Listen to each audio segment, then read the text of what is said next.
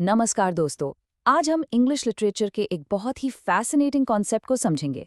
आपने कभी ऐसी किताब पढ़ी है जहां पंक्चुएशन जैसे गायब हो और सारे थॉट्स एक नदी की तरह बहते चले जा रहे हो?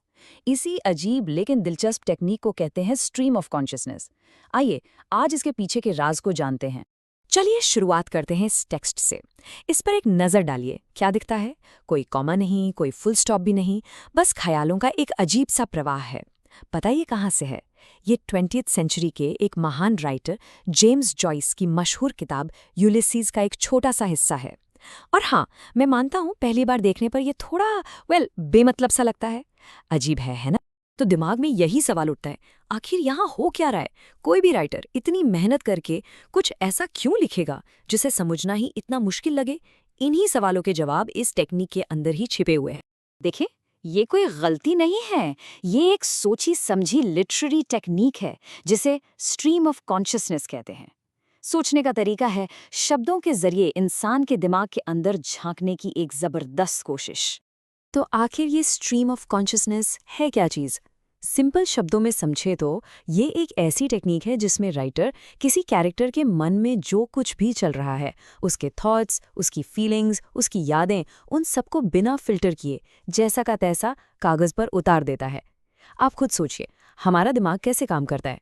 एक पल में एक ख्याल, अगले ही पल कुछ और। कोई लॉजिक नहीं, कोई ऑर्डर नहीं। बस यही जो क्योटिक आपसी में उलझी हुई सच्चाई है ना, उसी को पकड़ने की कोशिश है ये टेक्निक। पर ये कॉन्सेप्ट आया कहाँ से?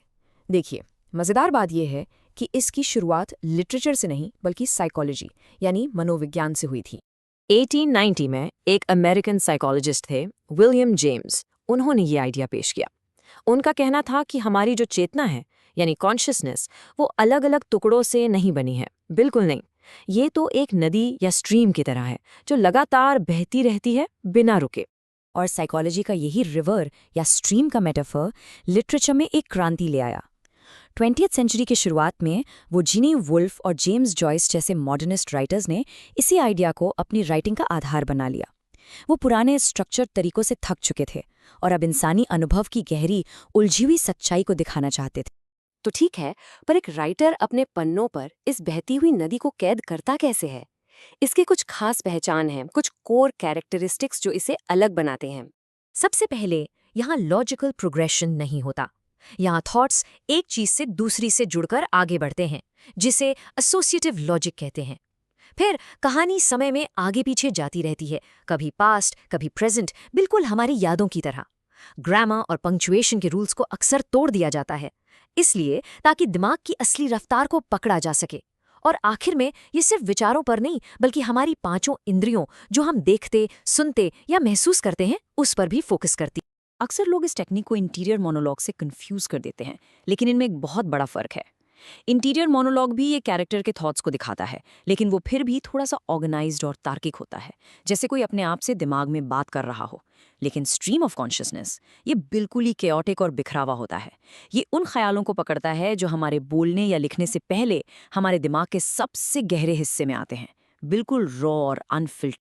तो चलिए अब उन राइटर्स से मिलते हैं जिन्होंने इस मुश्किल स्टाइल में महारत हासिल की। और सबसे ज़रूरी सवाल, उन्होंने ऐसा किया ही क्यों? वैसे तो इसकी शुरुआत डॉरोथी रिचर्डसन ने 1915 के आसपास कर दी थी, लेकिन इस टेक्निक को इसकी असली पहचान 3 बड़े लेखकों ने दी। जेम्स जॉयस ने अपने नॉवल यूलिसीज में इसे परफेक्शन तक पहुंचाया। वर्जीनिया वुल्फ ने मिसेस डेलोवे में इसका एक खूबसूरत लिरिकल वर्जन इस्तेमाल किया। और विलियम फॉल्कनर ने the sound and the fury में इसके साथ अनोखे प्रयोग किए। लेकिन सवाल अब भी वही है, इतनी मेहनत क्यों? इतना अजीब, इतना मुश्किल स्टाइल आखिर इन राइटर्स ने चुना ही क्यों? इसके पीछे सिर्फ आर्टिस्टिक एक्सपेरिमेंट नहीं था, बल्कि कुछ बहुत गहरे मकसद थे। मुख्य रूप से 3 कारण थे। पहला, साइकोलॉजिकल रियलिज्म। ये विचार को ठीक वैसे ही दिखाता है जैसा वो असल में होता है, मैसी, उलझा हुआ और बिखरा हुआ।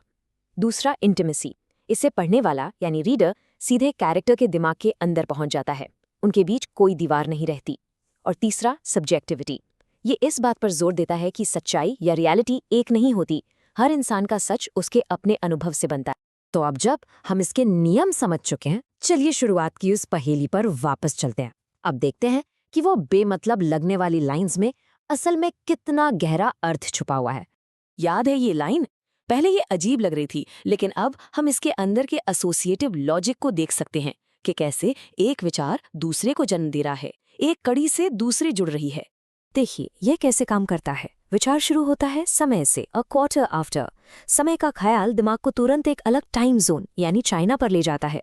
फिर चाइना की एक विजुअल इमेज, उस जमाने की एक स्टीरियोटाइप पिगटेल्स दिमाग में आती है, और डे यानी दिन शुरू होने का ख्याल अगले विचार को सुबह की एक आवाज से जोड़ देता है।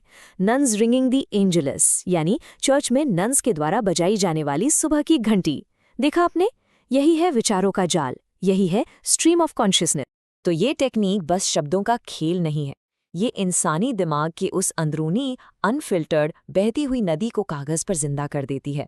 तो मैं आपको इस एक विचार के साथ छोड़ता हूँ।